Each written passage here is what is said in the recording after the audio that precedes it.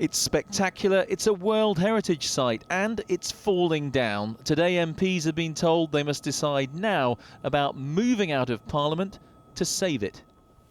With access to normally closed-off areas, we took builder Tommy Walsh to size up the job. Wow.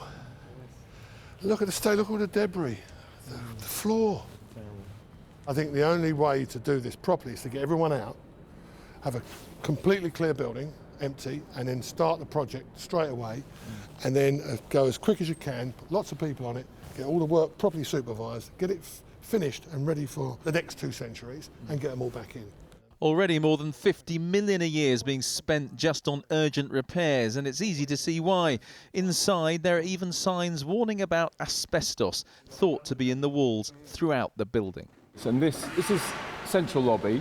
On the face of it, it doesn't look too bad, but you, as the eyes of a professional, what do you see, Tommy? Can you see where the gilt's coming off, all that work? So there's obviously water penetration up there that's causing that. Okay. I mean, you can actually have bits dropping off, and this is a very busy part of the Palace of Westminster. So if you end up with bits of the ceiling falling onto visitors, falling onto MPs, you've got a big problem there. Yeah. I don't know whether there'll be too much public sympathy for that, to be quite honest. Well, maybe for the visitors. Most of the building's 150 years old. This part had to be restored after it was bombed in World War II. Now the dangers aren't quite so dramatic, but head down into the basement and you don't need to be an experienced builder to see all the hazards.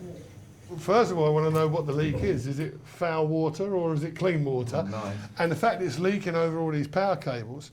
I mean, if you were coming into a house on a smaller scale and saw this, I mean... well, I would be horrified. Fixing all this will cost billions, but as a World Heritage Site, by law, the building must be preserved.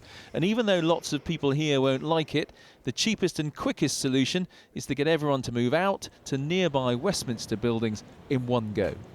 OK, Tommy, so you've seen the job. Now give me a price for it. Just like that. Well, I think it's going to be around £3.9 billion. All right, and how long do you think it would take? How long's a piece of string? But I'd say it'd take 10 to 12 years. OK, would you take it on?